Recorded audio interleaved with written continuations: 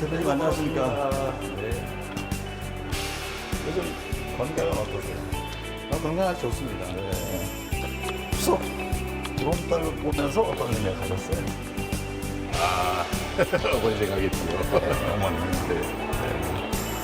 김혜경 여사 요리 실력이 대단하다고 하던데요. 최근에 보니까 요리집도 많은 인기를 끌고 있어요. 추석 연휴 기간 동안에 그 요리 실력 좀 발휘해 주셨습니다. 추석 때는 제가 고향에 가는 바람에 네. 평소에 아주 많이 즐기고 있습니다. 네. 실제 요리 실력 대단하십니다. 실제로 음식 잘해요. 네. 제가 놀랄 때가 많습니다. 그리고 사실 제가 결혼할 때는 그 밥도 잘 못하는 사람이었거든요. 네. 결혼을 보니까 많이 바뀌었더라고요.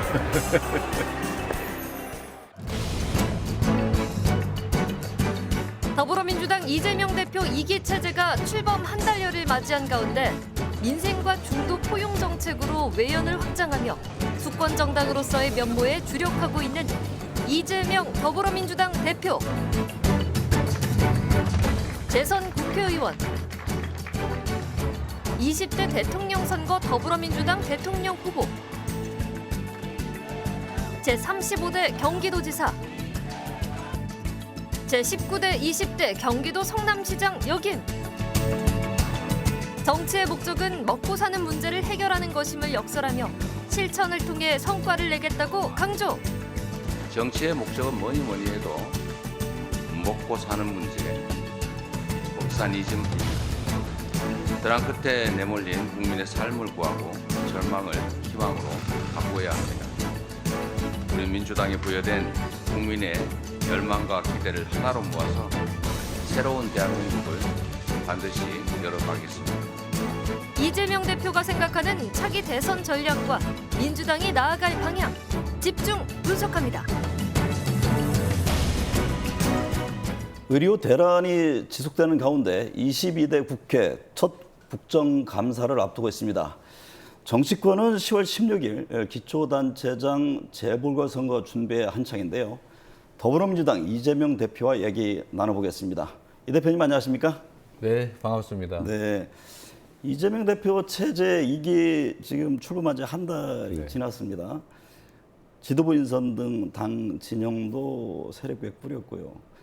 곧 22대 국회 첫 국정감사가 시작이 되는데 어떤 점에 역점을 두고 계신지요?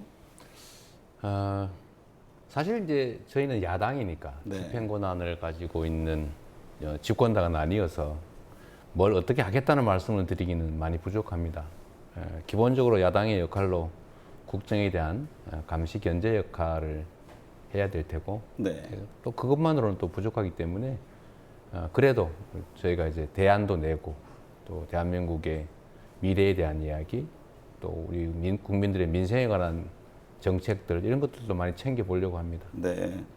최근 다양한 분들과 소통하시더라고요. 네. 뭐 정치인뿐만 아니라 조계종 총무원장 진호 스님도 예방을 했고 범보수로 분류되는 인사 등 다양한데 대권 주자로 입지를 다지기 위한 행보 아니냐 이런 얘기가 뒤따릅니다. 아직 대선은 한참 멀었습니다. 네. 한참 멀었고요. 정치라고 하는 게 기본적으로 많은 사람들의 의견을 수렴해야 됩니다. 네. 자기 주장만 한다고 해서 되는 것도 아니고 또 상대의 주장도 들어야 되고 특히 정치적 이해관계가 없는 막 그런 분들의 말씀은 정말로 중요하죠. 그래서 저희가 이제 우리의 입장과 같은 사람들 이야기는 워낙 많이 들으니까 네. 그렇지 않은 분들 상대의 이야기도 저희가 듣기 위해서 뭐 우리 한동훈 대표님도 만나 뵙고 하기도 하지만 종교 지도자나 또는 뭐 사회 시민 사회의 원로 이런 분들도 찾아뵙고 가능하면 좀 많이 말씀을 들으려고 합니다. 네. 지난 4월 윤석열 대통령 만났는데요. 당시 나눴던 얘기들, 약속이 잘 지켜지고 있는지 궁금하고요. 그때 윤 대통령이 자주 만나자, 격의 없이 소통하자 이렇게 제안한 걸로 아는데 추가 영수회담 제안 아직 못 받으셨어요? 뭐 당시에 우리 국민들께서는 기대를 많이 하셨는데 네. 제가 대통령님과 만나서 서로 약속한 건 한 개도 없습니다. 아, 그렇군요. 약속을 못했습니다. 아직까지도. 당시에 뭐 국민 연금 개혁 문제 네. 또는 뭐 의료 개혁 문제 이런 문제에 대해서 잠시 대화를 하긴 했는데 일정한 합의를 하거나 뭐 이런 건 못했던 게 아쉬웠고 이제 그 후에 뭐 자주 연락하자고 했는데 네. 제가 전화를 한번 받긴 했습니다. 한번 받았습니까? 전화가 갑자기 왔더라고요. 네. 그래서 그때 제가 병원에 치료받으러 갈 때인데 네. 치료 잘 받으시라고 전화 한번 하셨던 기억이 있습니다. 네.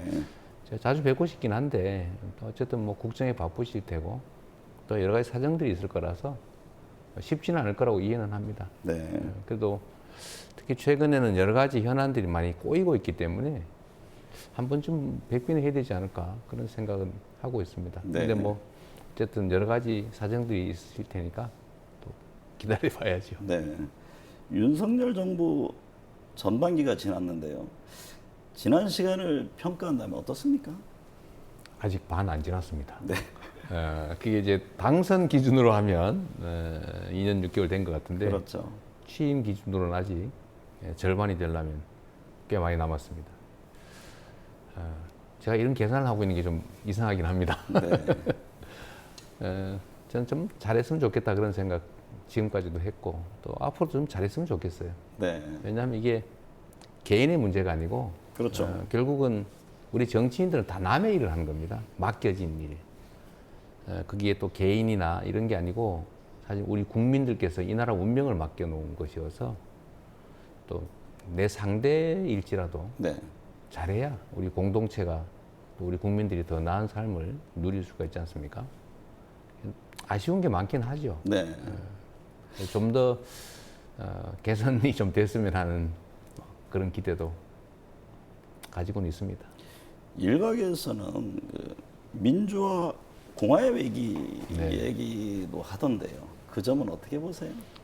사실 가장 근본적인 걱정거리죠. 네. 그러니까 일시적인 정책의 혼선 또는 뭐 부족함 이런 것들은 또 얼마든지 교정할 수 있습니다. 네. 그런데 체제와 시스템의 문제, 특히 공화정 자체의 문제, 네. 민주주의 시스템 자체의 문제는 한번 무너지면 복구하기가 어렵습니다. 저는 특히 이 국민이 맡긴 권력 행사에서 그 균형 감각, 네.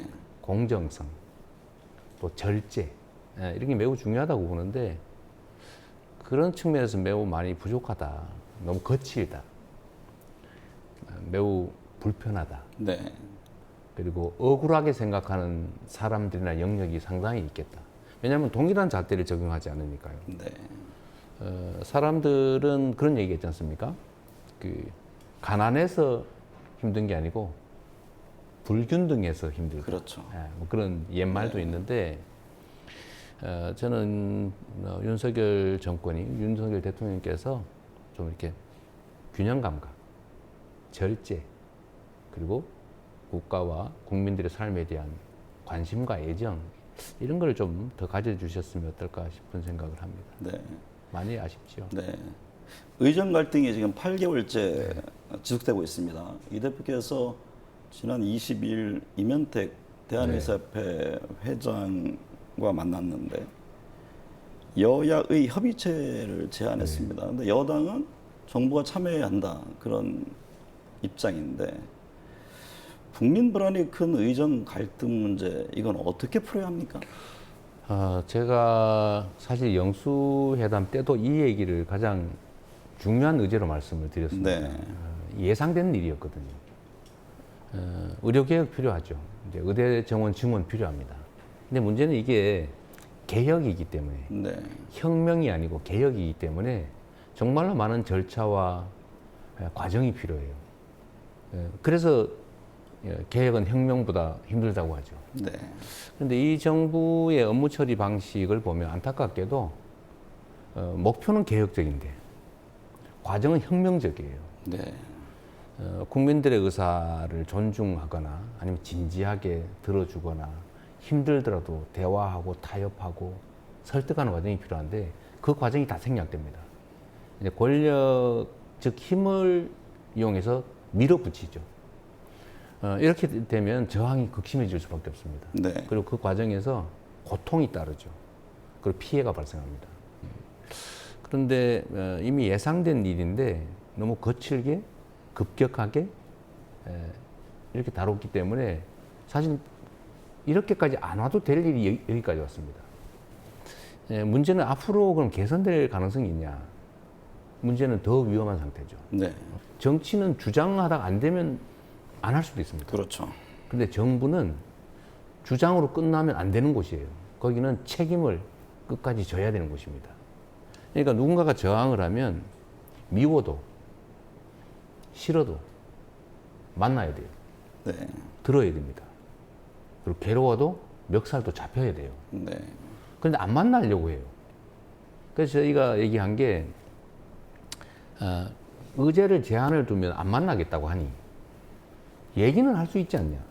그게 무슨 뭘 보장하라는 것도 아니고 선택은 정부가 나중에 할 수도 있는 최종 거예요. 결정은 나중에 하는 거니까. 25년도 정원 문제가 사실은 의료계 입장에서는 황당할 수 있죠. 지금 정원이 3,000명인데 갑자기 2,000명을 늘리고 그러면 그 현장에 어떻게 감당을 합니까? 사실은 그 문제도 만약에 2,000명을 5년 동안 10,000명을 늘린다고 하면 네. 좀 골고루 펴서 1,000명씩 10년 할 수도 있고 700명씩 15년 할 수도 있거든요. 근데 그런 방식들을 유연하게 좀 적용을 해야 되는데 갑자기 2,000명, 1,500명 이러니까 저항이 극심하잖아요. 네. 그래서 대화를 하려면 올해 2000 뽑는 25년도 정원 얘기도 논의의 대상으로 할 수 있다. 네. 그걸 꼭 번복하라는 게 아니고 얘기는 할 수 있지 않습니까? 네. 근데 얘기를 안 하겠다는 거예요. 그 얘기를 하면 안 만나겠다. 이런 태도니 대화가 안 되는 거예요. 이달 초 정부가 연금 개혁안을 내놓았습니다. 네. 보험료를 9%에서 13%로 올리고 세대별로 인상 속도를 다르게 적용하겠다는 건데 이에 대해서 지금 민주당은 세대 간 갈라치기 이런 지적도 했고요. 이 대표가 생각하는 연금 개혁 방향은 어떤 겁니까? 이 연금 개혁이라고 하는 게 어렵지 않습니까? 그렇죠. 이 어려운 이유는 이렇게 해도 욕을 먹고 저렇게 해도 비판받을 수밖에 없기 때문에 네. 선택을 할 게 어렵습니다. 네, 그래도 해야 되는 일이죠. 그래서 이건 반드시 정답이 있는 건 아니에요. 결국 선택과 결단의 문제인데 전에 이미 저번 국회 임기 때 한번 합의를 사실상 했거든요. 네. 예를 들면 13%로 보험료율을 올린다. 9%에서. 그리고 소득 대체율을 44%로 한다. 이 네. 여야 간의 의견이 거의 일치했고 민주당은 13%는 인정하는데 44는 도저히 안 되겠다. 50 하자. 네. 50%는 보장하자. 이게 안 된다. 그럼 45%는 하자. 이러고 있는 상황에서 그 제가 여당 안대로 네. 44% 그냥 받자. 라고 해서 제가 대통령 영수회담 때도 말씀을 드리고 여당에도 얘기를 했는데 네. 저는 받을 줄 알았거든요.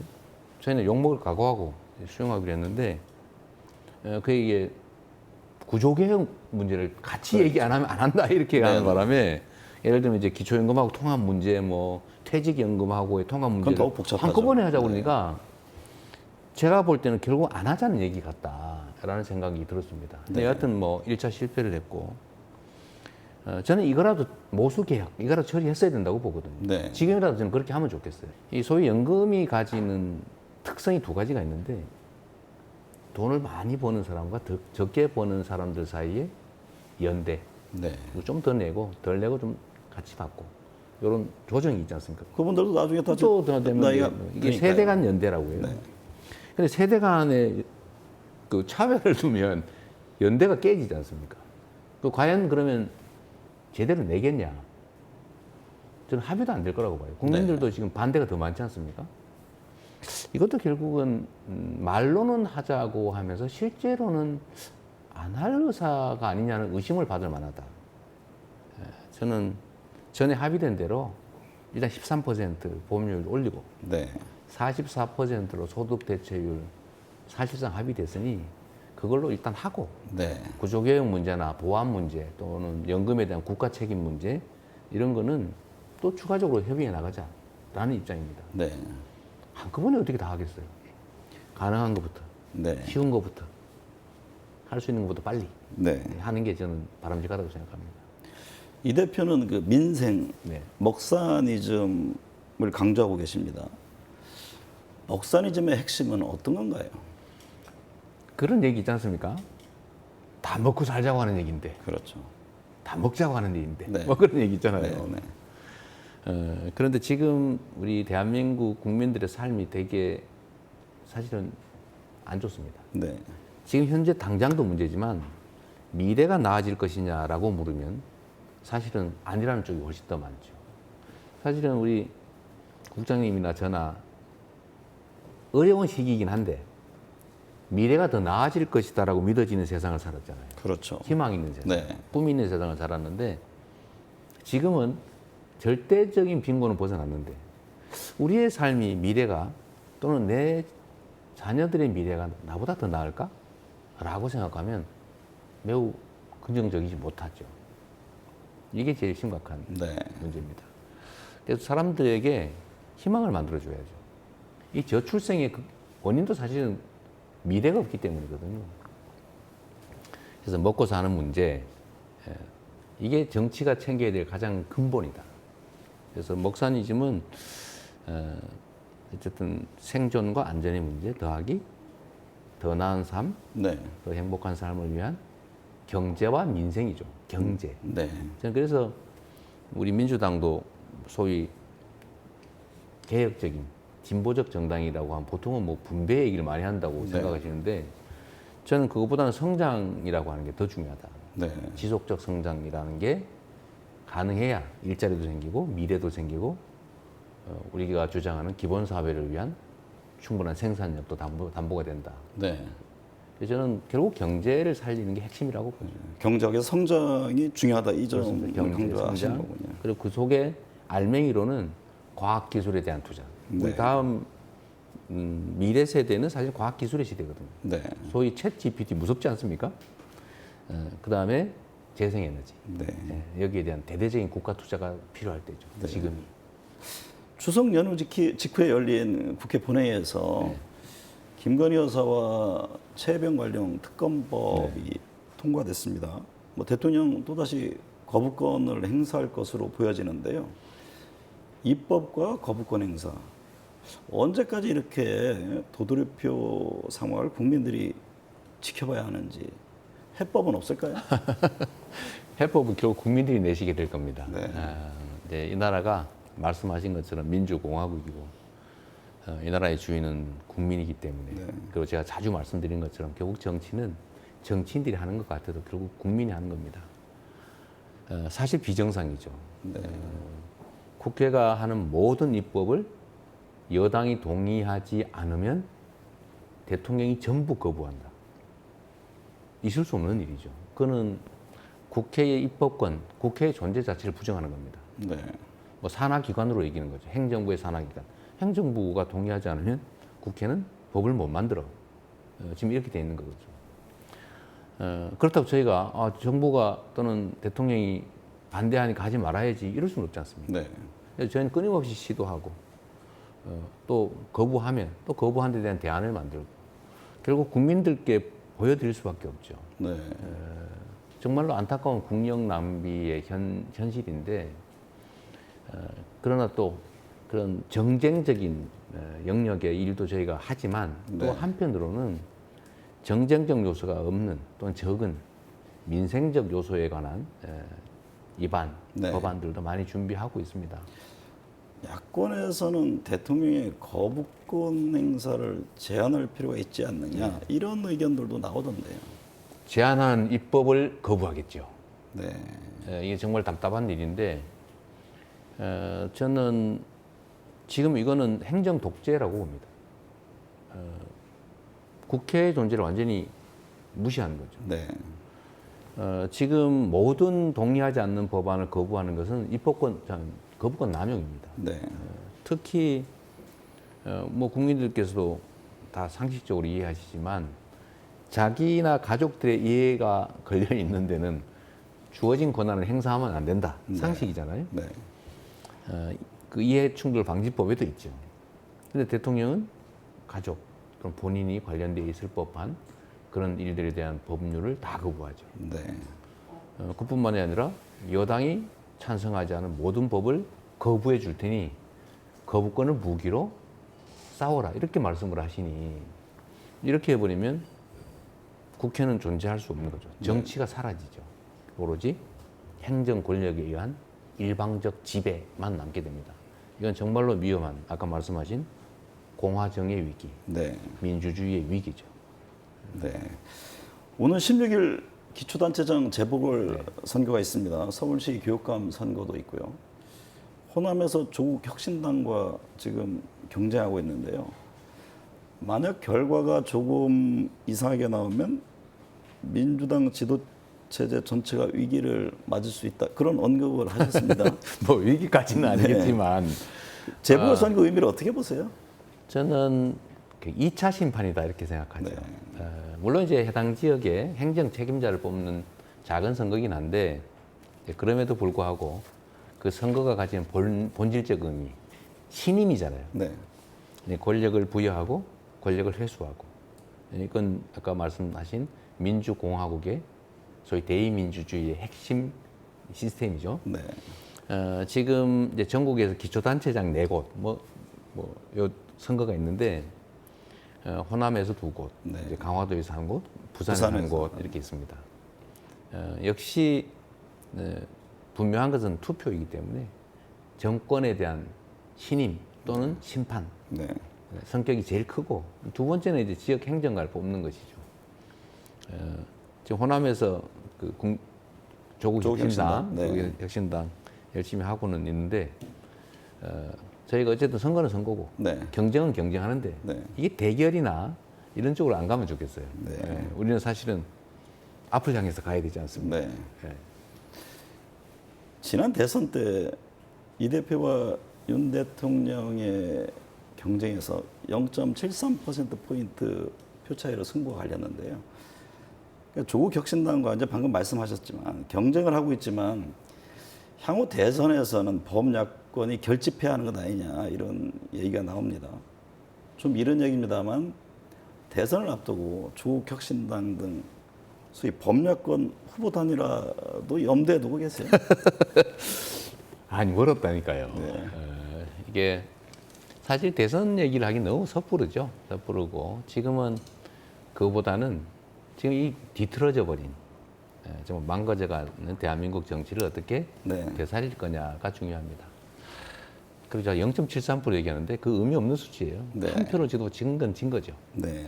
압도적으로 졌든 간발의 차로 졌든 여하튼 승자가 결정됐고 그 승패에서 저는 우리 더불어민주당은 졌고 국민으로부터 선택받지 못했고 그 책임은 가장 크게 저한테 있고 네.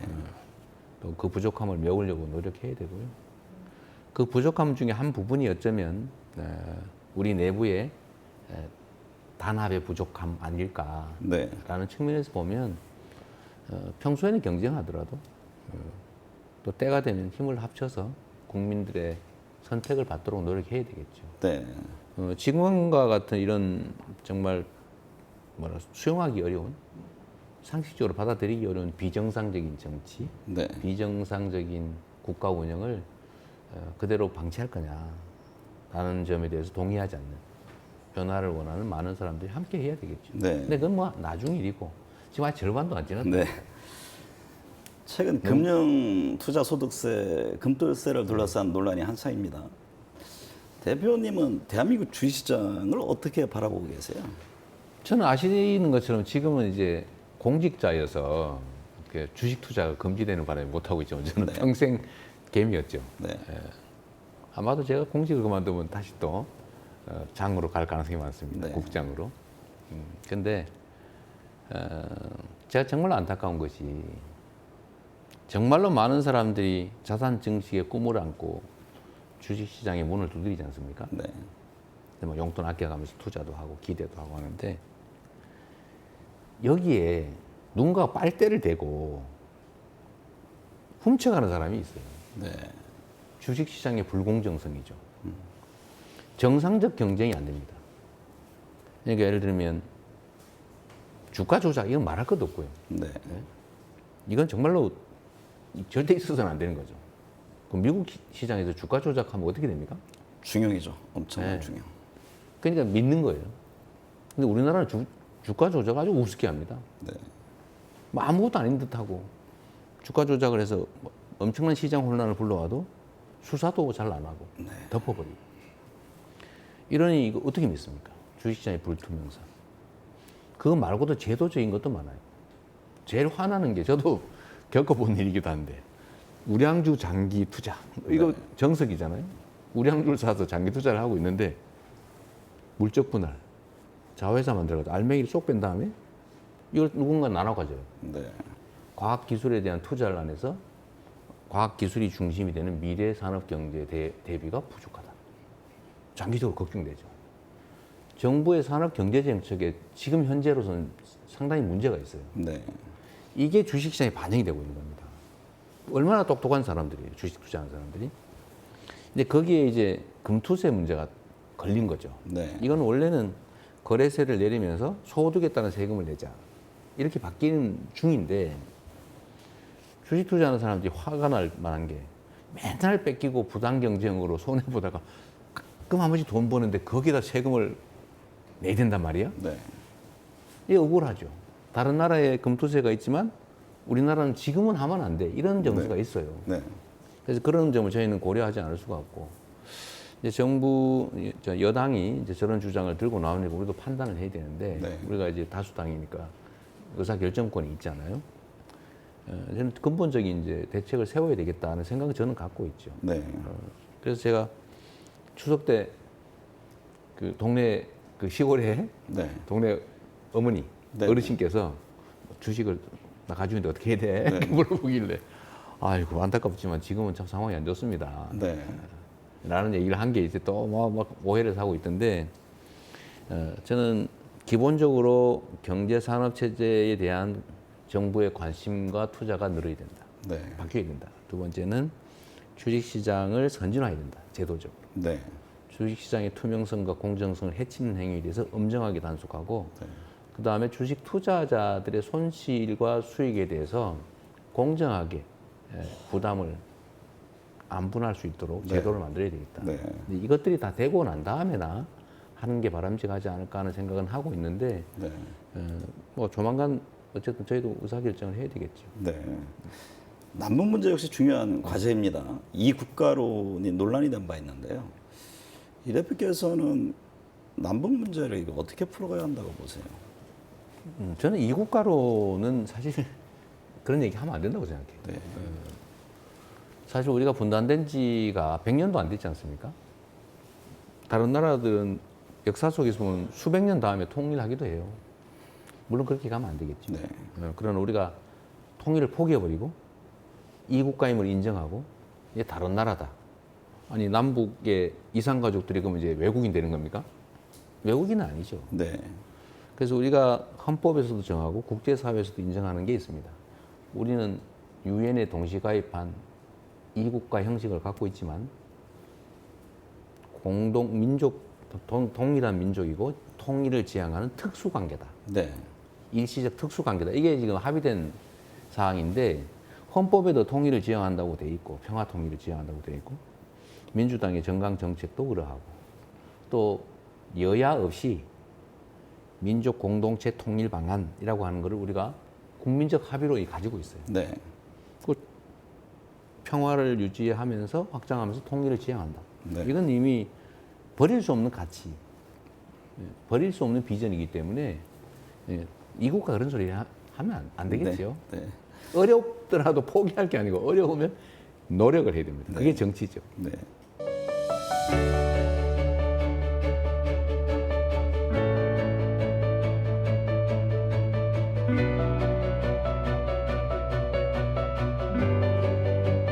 일찌감치 당선을 확정되었습니다.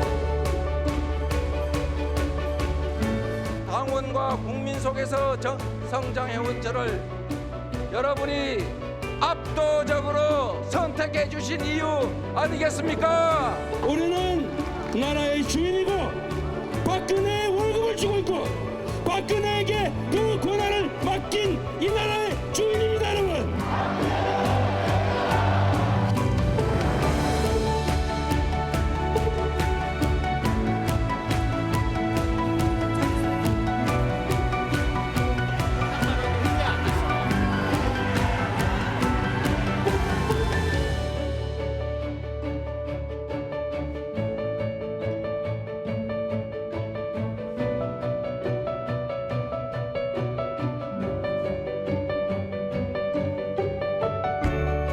편한 질문은 여기서 마무리하고 너무 딱딱해요. 정치 인생 얘기 좀 나눠보겠습니다. 정치인이 된 것을 후회한 적이 없는지, 또 정치하면서 가장 아팠던 순간은 언제였는지 궁금합니다. 왜 후회가 없겠어요. 아무리 잘 산 인생도 되돌아보면 그 길로 갈 걸 하는 게 있겠죠. 근데 정치라고 하는 게 또 한편으로 보면 제가 시작할 때보다 너무 잔인해진 것 같습니다. 이게 저는 정치라고 하는 게 합리적으로 토론하고 경쟁하고 국민의 선택을 받고 그런 과정이라고 생각했고 또 그렇게 되기를 바랬고요. 네. 근데 지금은 정치가 전쟁이 되어버렸습니다. 존재를 인정하고 서로 타협하는 게 아니고 제거하려고 해요. 인정을 안 해요. 나만 살겠다고 합니다. 근데 나만 살겠다고 해서는 사라지지가 않습니다. 세상은 그렇게 단순하지 않거든요. 네. 양지가 있으면 음지가 있는 거고 산이 높으면 골이 깊은 것이고 네. 이 원래 세상이 이치 아닙니까? 어떻게 나와 다른 존재가 사라질 수가 있겠어요? 또 생겨나거든요. 네. 그래서 이거 상대를 인정하는 것, 존재를 인정하는 것이 가장 중요한데 네. 지금의 정치 풍토는 존재를 부정합니다. 너무 힘들 때가 많죠. 네. 그래서 왜 했지라는 생각이 가끔씩 들긴 하지만 제 운명이라고 생각하고 네. 하늘이 또는 역사가 어쩌면 뭐 우리 국민들께서 부여한 책임이라고 생각하고 최선을 다하려고 노력하는데 가끔씩 정말 울고 싶을 때도 있죠. 아플 때도 있어요. 올 1월에 피습을 당해서 사실 목숨까지 위태로운 상황을 겪으셨잖아요.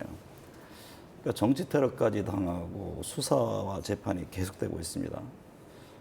제가 대표님을 보면 꼭 여쭤보고 싶은 게 네. 있었는데 이런 고뇌들을 도대체 어떻게 극복해 나갈 수 있을까 하는 점입니다. 앞서 말씀하셨지만 남들 앞에서 의연했지만 뒤돌아서서 홀로 눈물을 흘리기도 할 것 같아요. 제가 운 적은 없는데 네. 울고 싶을 때는 가끔씩 있습니다. 네. 그리고 제일 아플 때는 저는 제가 선택해서 이 전쟁터 같은 정치로 들어봤는데 거기서 생기는 문제들은 다 조금은 예측했죠. 이 살벌한 환경조차도 다 예측하고 또 예측 못했다면 제 잘못이고 스스로 선택했으니까 다 감수하고 견뎌냅니다. 또 안 견딜 길도 없어요. 도망갈 수도 없습니다. 그래서 운명 같은 거죠. 네. 지금 피할 수 있습니까? 못 피하죠. 네. 근데 제일 안타까운 것은 선택하지 않았으면서도 이 전쟁터 같은 정치로 끌려 들어온 사람들이죠. 네. 가족들. 정말 난도질 당하는 이유 없이 뭐 그런 경우들이 제일 가슴 아프고 그게 제가 제일 큰 죄를 짓고 있는 것 중에 하나죠. 네. 근데 한편으로 생각하면 내가 뭐 재판받고 뭐 위험을 겪고 뭐 죽을 고비를 넘기는 거 이런 건 사실은 별로 크게는 힘들지 않아요. 그럴 때마다 사실 생각나는 건 이런 게 있죠. 저는 어려운 과정을 좀 많이 견뎌왔기 때문에 그런데 사실 지금 이 순간에도 말이에요. 직장 잃고 빚 못 갚고 월세 못 내고 자식들 우유값 부족해서 끌어안고 우리 어떻게 해버릴까 이렇게 생각하는 사람이 수없이 널려 있다는 거예요. 네. 그 수많은 사람들이 겪는 그 고통이나 절망에 비하면 사실 저 같은 사람들이 겪는 이런 뭐 무슨 재판 받고 뭐 어쩌고 저쩌고 이런 것들은 정말로 미약하죠. 네. 그렇게 생각하면 견딜 힘은 얼마든지 있습니다. 지난 대선 때부터 제기됐던 이 대표를 둘러싼 의혹들이 지금 사법부의 심판대에 올라가 있습니다. 재판이 진행 중인데요. 재판 결과는 어떤 심정으로 지켜보고 계세요? 저는 제 스스로가 재판을 업으로 수십 년을 살았잖아요. 네. 제 기억에 의하면 저나 누군가가 대체적으로 동의한 것과 다른 불합리한 결론이 난 경우가 손에 꼽을 정도예요. 네. 수천 건의 재판을 했는데 저는 우리나라 사법부에 대한 신뢰가 상당히 높은 편이에요. 그리고 사필 규정한다. 네. 제가 또 이전에도 많이 겪었잖아요. 그리고 지금 현재 검찰이 기소한 사건들은 제가 제 사건에 관한 거니까 자세히 얘기하기가 적절치가 않은데 네. 예를 들면 저를 허위사실 공표라고 기소를 했는데 공소장이 허위사실 공표하고 있어요. 예. 예를 들어 하지도 않은 말을 지어내서 기소하거나 뭐 그런 것들이죠. 저는 법원에서 잘 걸러줄 것이라고 생각하고 결국 이제 제가 살아남을 수 있는 건 결국 우리 국민들의 힘입니다. 진심으로 그렇게 믿어요. 네. 저는 편이 없잖아요. 사실 당내에도 이제 편이 좀 생겼는지는 모르겠는데 제가 편을 챙기는 사람도 아니고 네. 거의 외톨이처럼 보이지만 사실은 가장 강력한 지원군들이 있죠. 저는 그게 국민들이라고 생각해요. 네. 근데 지금도 정말로 많은 분들이 기대하고 계시고 또 믿어주시고 네. 제가 업자한테 정말 커피 한 잔이라도 얻어 먹었으면 이 자리에 살아남아 있겠습니까? 네. 정말 10년 넘도록 정말 먼지 나도록 틀렸는데 사실은 없죠. 그게 아마 법원에서 잘 밝혀질 겁니다. 문재인 전 대통령 부부에 대한 네. 검찰 수사가 진행 중입니다. 당 차원에서도 대응하고 네. 있는데요.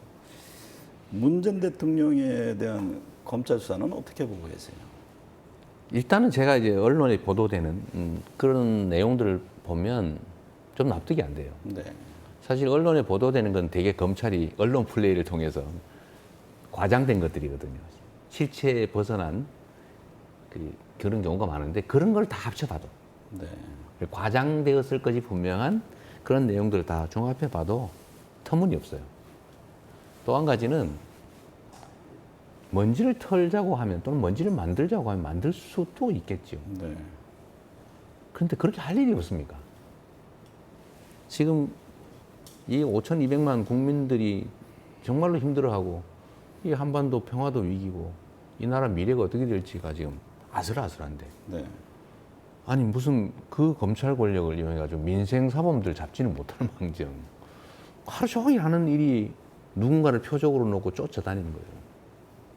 저는 이해가 되지 않습니다. 네. 저는 권력을 가졌으면 그런 거 할 시간에 정말 더 잘해서 세상 바꾸고 우리 국민들 잘한다 박수 치고 네. 이게 즐겁지 않을까 싶은데 네. 왜 그런지 진짜 이해가 안 돼요. 검찰 개혁을 요구하는 목소리도 많이 듣고 계실 텐데요. 뭐 수사와 기소풀이 네. 또 검사장 직선제 등등 얘기들이 나옵니다. 검찰 개혁은 22대 국회 핵심 과제 중 하나인가요? 개혁을 하긴 해야 되는데 네. 불가능합니다.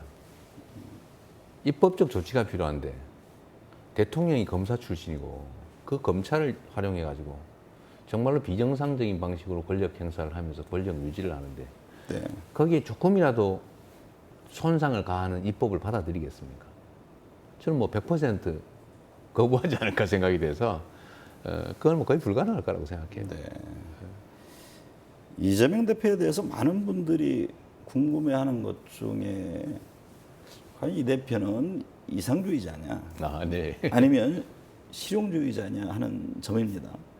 스스로 평가할 때 이념의 스펙트럼은 어느 지점에 있다고 보세요? 저는 사실 거의 보수에 가까운 실용주의자입니다. 근데 이상을 가지고 있죠. 이상을 품은 실용주의자?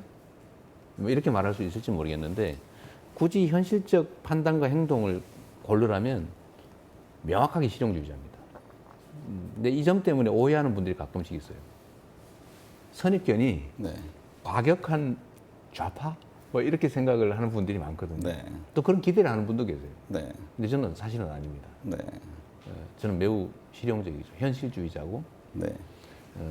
저는 큰 일보다는 쉽고 작은 일을 먼저 하자는 주의자예요. 네. 성남시장 경기지사 때 제가 몸소 실천하신 사례가 있... 공무원들한테 제일 첫 번째 한 얘기가 그겁니다. 공직이란 하고자 하면 일이 끝이 없고 네. 안 하고자 하면 할 게 없는 자리다. 네. 정치도 마찬가지입니다. 그럼 어떻게 하느냐? 산더미처럼 쌓인 일이 있을 텐데 큰 일을 놓고 끙끙거리면 아무것도 안 된다. 네. 그건 잠깐 밀어놓고 쉽고 작은 일부터 신속하게 해치우고 큰 일은 천천히 고민하자. 네. 그러면 성과가 생긴다. 네. 저는 실제 그 실천을 했고 우리 공직자들한테 그 얘기를 수없이 많이 해서 실제로 성과를 많이 냈던 것 같아요. 네. 저는 국정도 그래야 된다고 보고요.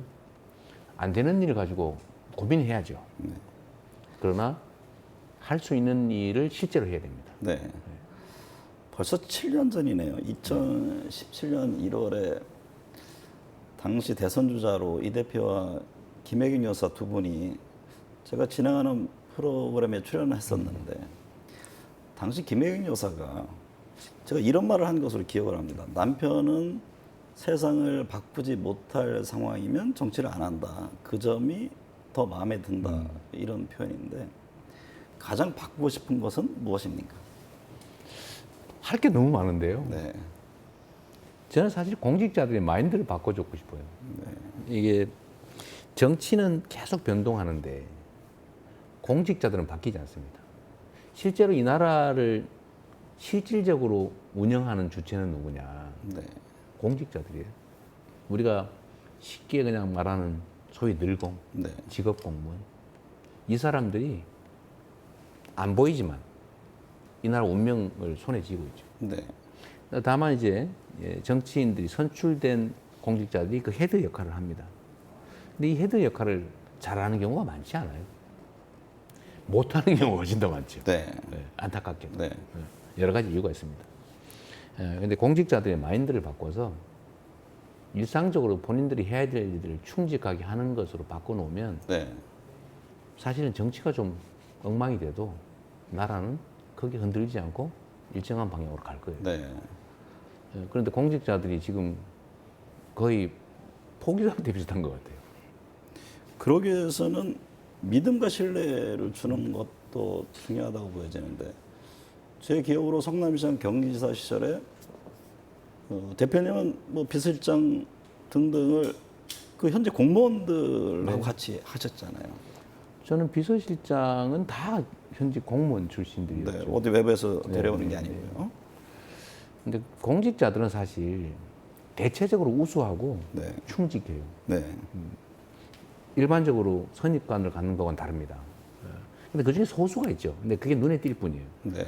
우물에도 보면 흐리는 미꾸라지 때문에 그게 눈에 띄지만 물 네. 전체는 깨끗하거든요. 네. 그래서 공직자들한테는 권한을 부여하고 과제를 주고 사고 평가를 철저히 해서 신상 필거를 분명하게 하면 스스로 잘해요. 네. 방향만 정해주면 되죠. 정치인 이재명에 있어 국민은 어떤 존재입니까?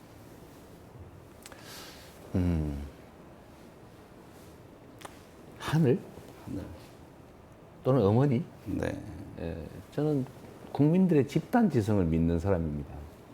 그러니까 저는 개개인으로 보지 않습니다. 네. 그 아바타 기억나세요? 네, 마지막 장면에 그 구성원들이 전부 다 큰 나무 옆에 네. 다 손을 잡고 에너지 영감을 공유하잖아요. 그렇죠. 집단 지성을 표현한 거라고 생각했는데 우리 국민들께서는 개개인의 판단을 뛰어넘는 집단 지성을 가지고 있어요.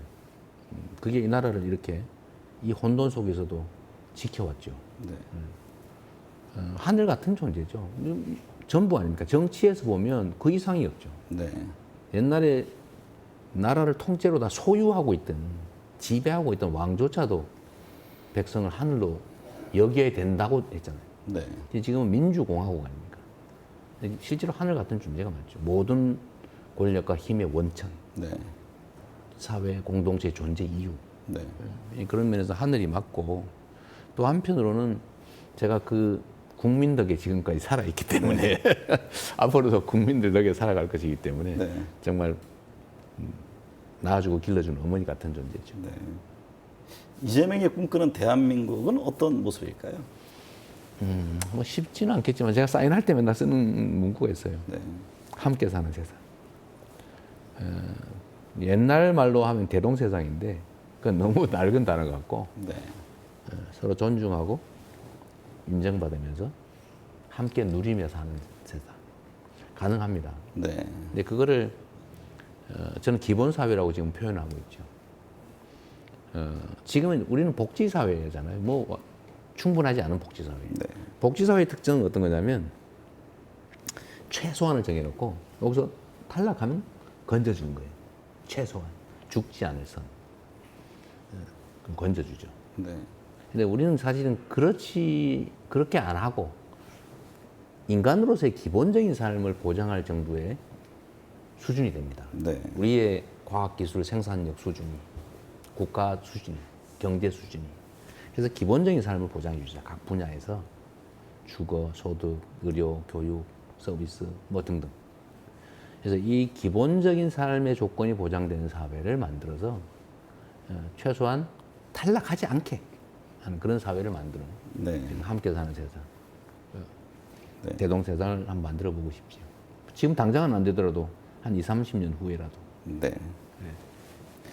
도돌이처럼 반복되는 정국이 국민들을 지치게 하는 요즘입니다. 대한민국은 과연 지금 어디로 흘러가는 걸까요? 결국 국민들이 길을 열어갈 수밖에 없어 보입니다. 오늘 시간 함께 주셔서 감사합니다. 네, 고맙습니다.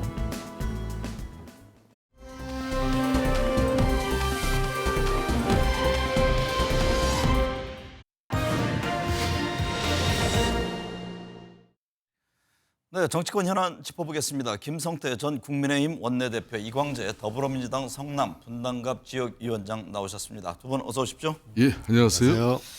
김 전 원내대표님, 윤석열 대통령과 국민의힘 한동훈 대표의 두 번째 만찬이 독대를 둘러싼 신경전 끝에 빈손으로 끝나면서 지금 여권 내부에서 실망과 우려의 목소리가 커지고 있는데요.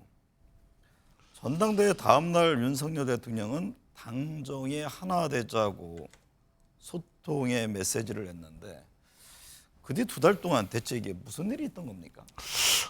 참 여러 가지 현 주소는 지금 안타깝고 참 뭐 안타까움을 넘어서 때로는 특히 집권당 내부에서도 지금 뭐 이런 당정 관계 현 주소에 대해서 큰 걱정을 하고 있죠.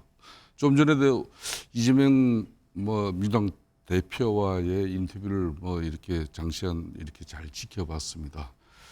보수에 가까운 그런 실용주의자고 가격한 좌파도 아닌 실용주의적 현실주의자다. 그런 민주당하고도 지금 여야 간에 이제 정치가 실종되어 있지 않습니까? 그런데 이제 이재명 대표처럼 여유 포용 배려로 함께 가는 그런 세상을 위해서 왜 윤석열 정부랑 대화 타협을 제대로 하지 못하는지 그런 국민들이 많은 의아심을 가지고 있잖아요. 그런 측면에서 또 요즘은 우리가 집권당으로서 국민들에게 또 바로 이 문제. 어떻게 해서 한동훈 당대표와 또 용산 대통령실과 이렇게 정치가 작동되지 않아서 이렇게 불협화음을 많이 내고 있는지. 이렇게 국민들에게 우려를 또 끼쳐서 상당히 안타까운 대목인데 이런 과정도 지금 집권당이 앞으로 더 크게 변화해 나가기 위한 그런 과거의 당정 관계가 아니고 앞으로의 당정이죠. 네. 이광재 위원장님, 윤 대통령과 한 대표가 각종 현안을 놓고 이견을 보이고 있고 지금 신뢰가 무너진 상황에서 단둘이 만나는 독대는 위험하다고 판단해서 용산 대통령실이 독대 요청을 거부하는 걸까요? 그래서 제가 볼 땐 제가 윤석열 대통령과 한동훈 대표 안 만날 것 같아요. 네. 왜냐하면 첫 번째로는 주로 언론의 사후 흘리는 게 주로 많거든요. 신뢰하기가 어렵고. 두 번째로는 한동훈 대표 개인 생각인지 108명 국회의원의 의견을 대표하고 있는 건지 한동훈 대표가 한 100명 이상 국민의힘 의원들을 진실로 만나서 의견을 수렴한 걸까? 그냥 그 노력을 더 해야 되지 않을까 싶고요. 네. 그러나 이 정치 실정의 최종 책임은 여당이기 때문에 대통령하고 한동훈 대표가 자주 만나야죠. 지금 배추값이 2만 원이고 가계부채가 폭등하고 있잖아요. 네. 미국 대통령 선거 11월 5일 끝나고 나면 아마 미국의 청구서가 본격적으로 올 텐데 저는 이렇게 한가할 때가 아니라고 봅니다. 만찬에서 만나고 안 만나고 정말 나라가 이렇게 한가로울 때가 아니거든요. 네. 여권의 정치 실종은 국가가 지금 떠내려가고 있는 중이다. 좀 심각하게 생각했으면 좋겠다고 봅니다. 김성태 대표님, 윤 대통령과 한 대표의 갈등, 이게 친한 친윤 의원 간의 갈등으로도 이어지고 있는데요. 급기야 개인 유튜브 방송에서 친한계 인사의 입에서 싸대기 때리고 싶다라는 발언까지 나왔는데 추경호 원내대표까지 문제를 삼으며 지금 뭐 일촉즉발 그런 분위기로도 읽힙니다. 한동훈 대표는 균열 드러난 게 아니다라는 입장인데 이 점은 어떻게 보세요? 그러니까 상당히 이제 지난번 이제 용산에서 한동훈 당대표가 독대 해동을 요청한 그런 내용이 그날 1시간 30분 역대 아마 집권당 당정 간의 이 만찬 회동이 이렇게 단시간에 끝난 경우도 흔치 않죠. 그러니까 말 그대로 이제 식사만 하고 헤어진 거죠. 또 그러고 하면서 헤어지면서도 한동훈 대표는 또 정부 수석에게 또 독대를 다시 요청하고 그게 또 다시 그 내용이 그대로 언론에 또 보도가 되고 그래서 갈등은 계속 점화되는데 저는 당 내에서는 흔히 말하는 친한 뭐 친윤 인사들끼리 이렇게 뭐 일촉즉발의 갈등 상황까지는 저는 아니라고 봅니다.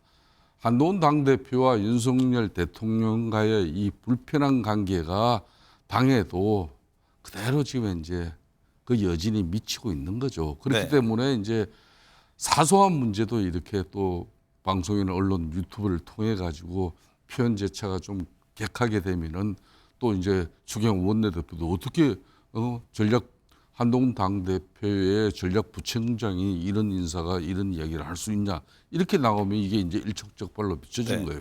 그래서 저는 빨리 한동훈 당대표가 어떤 방법으로든지 윤석열 대통령과 지금의 불편한 관계를 풀어내야죠. 해소해야죠. 그게 한동훈 대표에게 지금 가장 부여된 정치적 현주소입니다. 그 문제를 안 풀고는 뭐 백약이 무효예요.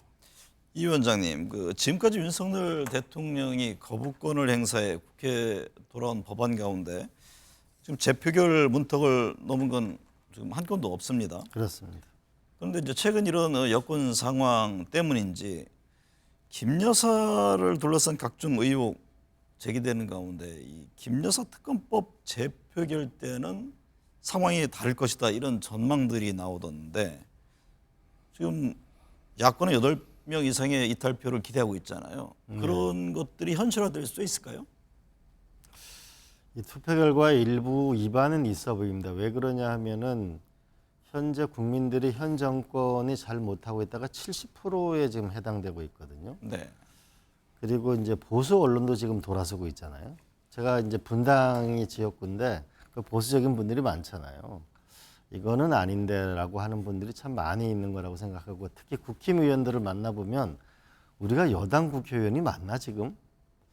그리고 급기야 이제 윤건희 정권 퇴진하라는 심각한 용어가 지금 등장하고 있거든요. V1, V2. 이런 면에서 저는 국민의힘 내부에서 차라리 이 정부 있을 때 특검을 털고 가는 게 낫지 않겠냐. 이런 여론도 의원들 사이에 번지고 있는 것 같더라고요. 김성태 전 대표께서 좀 국민의힘 내부 상황을 좀 알 텐데요. 친윤계를 중심으로 아직 수사도 끝나지 않았다. 표 단속에 나서고 있습니다만 최근 여권 기류가 심상치 않다 이런 얘기가 나오는데 실제 어떻습니까? 그리고 민주당 입장에서는 상당히 전략적이죠. 네. 그러니까 여당 국민의힘 내부 분열이 발생할 때까지 김건희 여사 특검법은 계속해서 이제 낼 것이고 대통령 거부권 행사하고 다시 재표결 이어지고 있지 않습니까? 요 과정이 이제 거의 국민 여론도 나빠지고 또 그동안 또 한동훈 당대표와 윤석열 대통령과의 불편한 기류 속에서 한동훈 뭐 당대표를 중심으로 하는 그런 뭐 현역 의원들의 일부 이탈표가 발생할 것이다 이런 막 기대를 하고 있지만은 저는 아직 거기까지는 가지 않을 것이다. 좀 전에 이제 이광재 우리 총장님께서도 사실 저분도 특검을 2번이나 받은 사람이에요. 뭐 대선 자금 뭐 이런 내용 때문에 그렇지만은 이제 지금 이제 이 상황을 대단히 안타깝게 보고 있는 그런 뭐 민주당 인사 중에서 그래도 이제 대화 타협을 늘 중시하는 정신이지 않습니까? 저도 좀 전에 대기실에서 두 사람 간에 많은 이야기를 했는데 참 지금의 이 국정 운영의 난맥상을 풀어나가기 위해서는 우선 집권당이 당정 관계를 재정립해야 됩니다. 그렇게 하고 국정 운영에 무한 야당 문제가 아니라 여당과 그렇습니다. 대통령실 국정 운영에 당정 무한 문제라는 책임을 지는 거죠. 것은 그건 집권당의 운명적이고 숙명적인 문제예요. 네. 뭐 그런 가운데 다시 야당하고의 여소야대 절대 입법 권력을 손에 쥐고 있는 이재명 당대표 체제를 우리가 존중하면서도 협조를 구할 수 있는 그런 협치 정국을 어떻게 만들어 나갈 것인가 이렇게 돼야 되는데 우리 당정 관계가 불편해서 당장 이런 상황에서 뭘 할 수 있겠습니까? 네. 안타까운 실정이죠.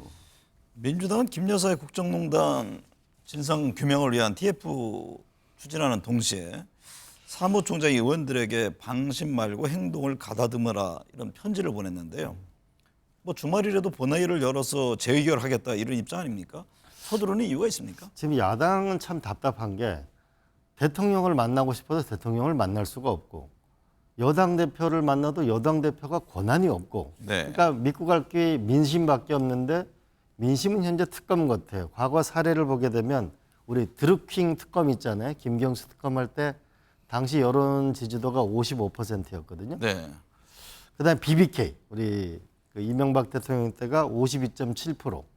근데 지금 박근혜 대통령 특검 할 때가 67이었거든요. 네. 근데 지금이 65%거든요. 네. 그러니까 거의 지금 박근혜 대통령의 특검을 하자고 하는 게 67%였는데 지금 65%면 TK 지역에서 거의 58%면 이미 민심의 임계점을 넘어가고 있거든요. 그래서 저는 빨리 이건 그 여당이 결단을 내리는 게 지금 많이 만나보면 IMF 때보다 살기 어려운데 진짜 정치하는 사람은 정말 이럴 거야?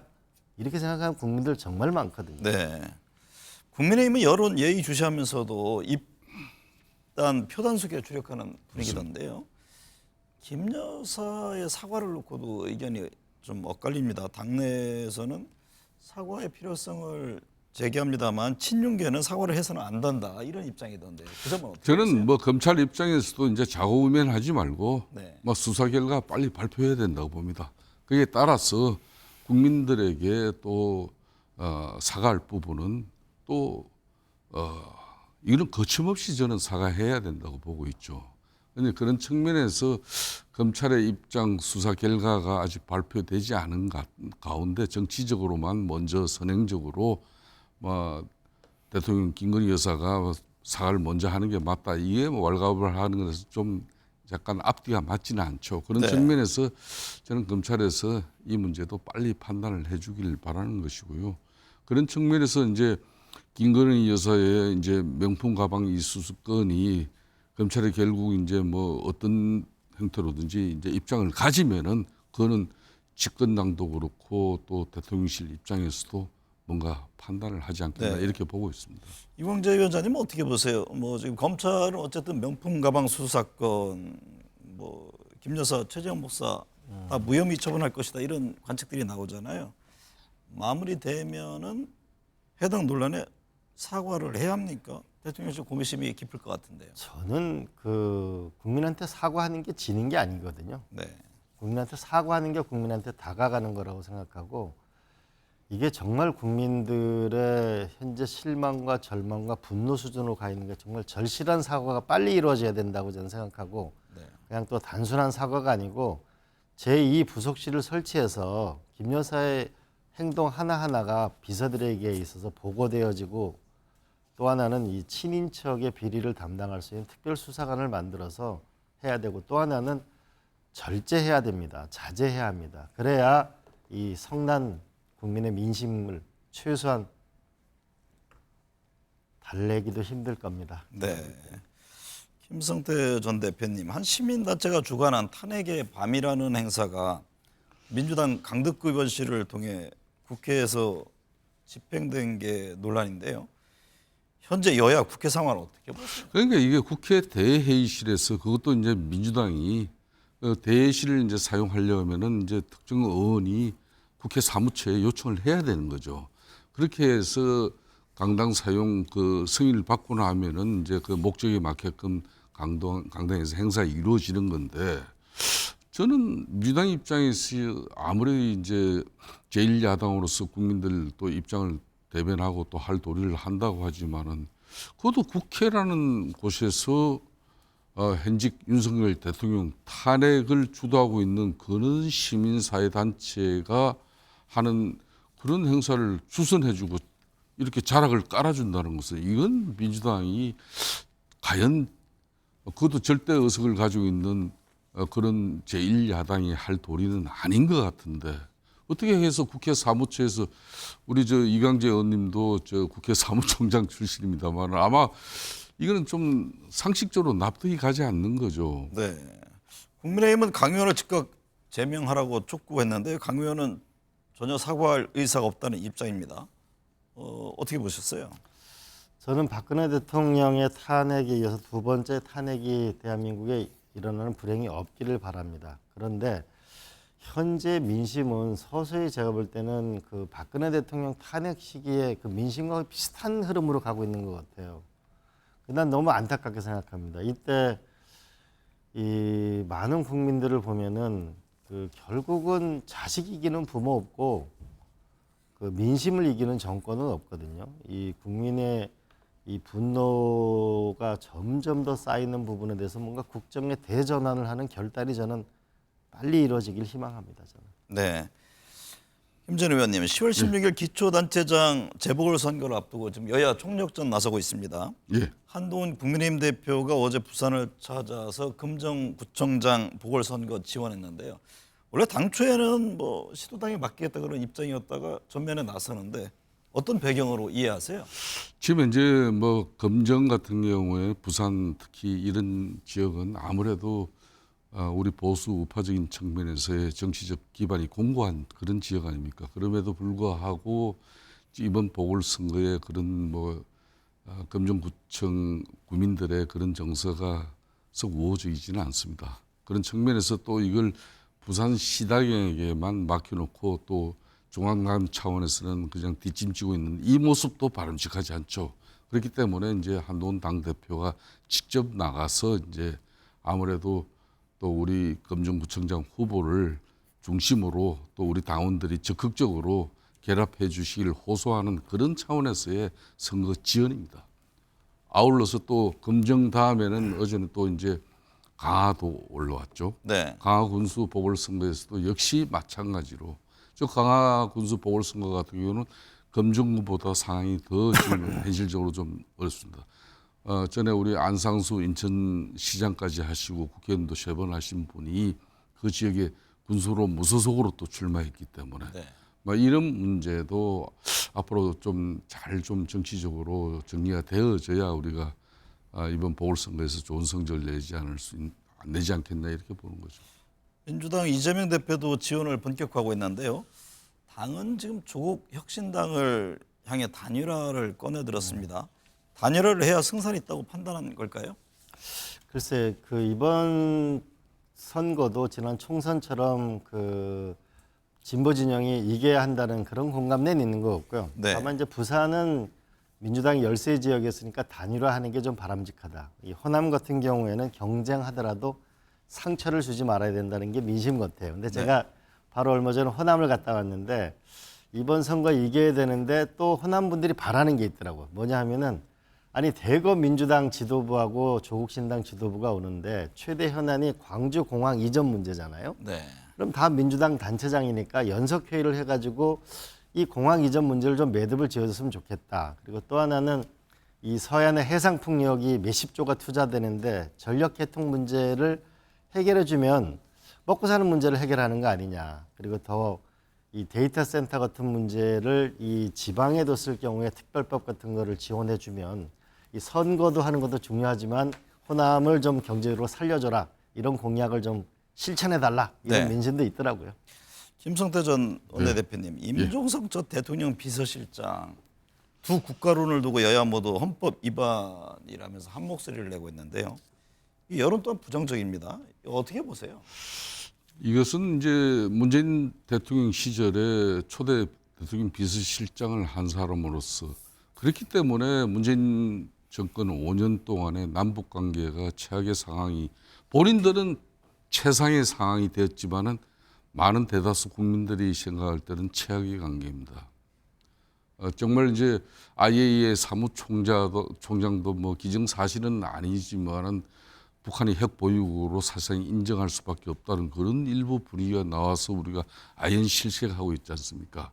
그런 모든 상황을 눈 감아준 분이 사실상 문재인 정부 시절의 임종석 대통령 비서실장 이채재였어요. 그렇기 때문에 이분이 두 국가론을 지금 현재 주장하고 있는 것은 이거는 북한 당국이 하는 이야기하고 똑같은 이야기예요. 그럼 대한민국 헌법도 입에 댄 그런 발언이라는 거죠. 아무리 정치인으로서 본인의 정치적 소신을 한반도 이 평화 문제를 가지고 이야기하더라도 두 국가로 분단된 국가로서 영원히 그냥 전 세계에 막 이렇게 이제 가자 북한 남한 체제로 이런 것은 대한민국 헌법을 부정하면서까지 그렇게 본인의 정치적 소신을 가져야 되는지. 네. 이건 민주당 이재명 대표도 민주당에서도 공식적인 입장을 통해서 배척했습니다. 네. 일고의 가치가 없다고 봐요. 네. 이광재 위원장님, 이제 방금 전에 민주당 이재명 대표 목소리도 들으셨습니다만 임 전 실장의 두 국가론에 분명히 선을 그었습니다. 평화를 유지하면서 통일을 지향하는 것은 버릴 수 없는 가치다라고 강조했는데요. 임 전 실장의 당문과도 배치되는 이 같은 발언을 왜 했을까요? 글쎄 모르겠습니다. 저희는 모르겠고요. 저는 동의하지 않습니다. 네. 통일이 어려운 것은 사실이죠. 그러나 지도자는 평화와 통일의 꿈을 버려서는 안 된다. 왜 그러냐면 이 한반도 분할론은 임진왜란 때 명나라에서 제기된 적이 있었고 청일전쟁 때, 러일전쟁 때 다 뭐냐면 강대국에 의해서 한반도 분할론이 있었고 지금도 6.25 전쟁 후 70년 동안 지금 적대국 상태에서 있는데 참 부끄러운 일이라고 생각하고 결국은 이 평화를 확실한 가치를 놓고 통일을 점진적으로 해나가는 그 지향점을 잊어버려서는 안 된다고 봅니다. 네. 김 전 대표님, 일본의 차기 총리로 한일 역사 문제에 비교적 온건한 목소리를 내는 이시바 시게로 전 자민당 강사장이 당선됐습니다. 일본 전쟁 책임도 지적한 바 있는데요. 향후 한일 관계 과거사에 대해서 좀 진전된 얘기가 나올까요? 진전될 수밖에 저는 없다고 보고 있습니다. 이 지금 이시바 시게로 관사장 같은 경우는 민주당 내 이제 자민당 내에서 일본에서도 주류적인 어떤 그런 정치적 입장은 가지지 못했어요. 네. 비주류계 인사로 많은 이제 정치적 도전을 했지만은 주류적 정치적 기반은 가지지 못했죠. 그렇지만은 오랜 노력 끝에 이제 드디어 이제 자민당 이제 총리가 됐지 않습니까? 그런 측면에서 이분은 이제 과거에서도 그래도 일본의 그런 식민지 역사 이런 부분에 대해서 뭐 그런 피해 희생 국가들이 인정할 때까지 끊임없이 사과하고 반성해야 된다.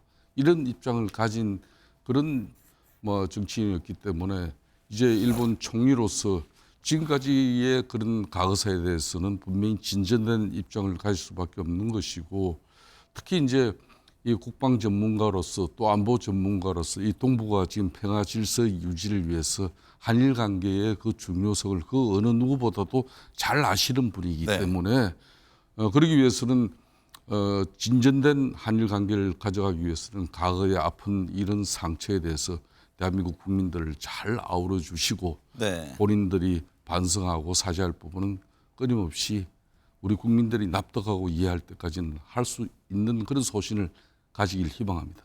이 원장은 이시바 시게로 차기 총리와 인연이 있다고 들었습니다. 내년이 한일 수교 60주년인데 한일 역사 문제 또 북일 정상회담 등 뭔가 좀 전기를 만들어갈 수 있을까요? 예, 저는 이시바 시게로 총리 당선인하고 이제 여러 차례 만나왔었는데요. 하나 한일 역사 문제에 있어서는 아마 우리가 보다 분명한 입장을 지금 정부처럼 하지 말고 좀 분명하게 하게 되면 진전이 있을 거라고 보고요. 두 번째는 이분이 방위성 대신을 했습니다. 그래서 저한테 하는 얘기는 미일 방위조약 제5조에 의하면 일본은 유사 상황이 생기면 미군이 자동 개입돼 있고 한미 방위조약 제2조에 의하면은 한국의 유사 상황이 생기면은 미국과 협의하게 돼 있습니다. 네. 이런 이 불균형 문제를 어떻게 해결할 건가에 관심이 많은 분이고 또 하나 세 번째로는 북한과의 대화를 저는 적극적으로 할 가능성이 많다고 봅니다. 왜 그러냐면 한반도의 평화가 일본에도 절대적으로 필요하다고 생각하시는 분입니다. 네. 그리고 또 하나는 이시바 시교리는 가장 관심을 갖고 있는 것은 이게 도토리현이 굉장히 지방이에요. 그러니까 인구 소멸 부분이 한국하고 같은데 이걸 같이 해결했으면 좋겠다는 거하고 또 하나는 디지털 협력을 통해서 일본과 한국, 일본이 좀 전진했으면 좋겠다는 얘기가 있습니다. 마지막으로 내년이 아마 60주년이 되는데요. 그렇죠. 아마 G7 더하기 한국, 그러니까 이제 G8이 되는 거죠. 여기에 한국에 들어가냐 안 들어가느냐가 아마 핵심적 이슈로 떠오르게 될 텐데 이때 일본에 저희가 함께 해 나가게 된다면 아마 G7 정상회의가 아니고 G8 정상회의가 아마 세계 무대에 등장할 수 있는 길을 열 수 있지 않을까 싶어집니다. 우리 정부로서는 어떤 준비를 해야 합니까? 정부는 제가 일본도 만나보고 미국도 만나보면 그러니까 일본하고 잘 지내는 건 좋은데 한국 정부가 일본한테 뭘 요구하는 거지? 네. 한미 동맹이 중요하긴 한데 그 미국에 100조 이상 한국 기업에 투자하는데 한국이 요구하는 게 뭔지를 모르겠다는 네. 거거든요. 한국 정부의 분명한 외교 노선을 정립하는 것이겠죠. 네. 오늘 두 분 말씀 감사합니다. 예.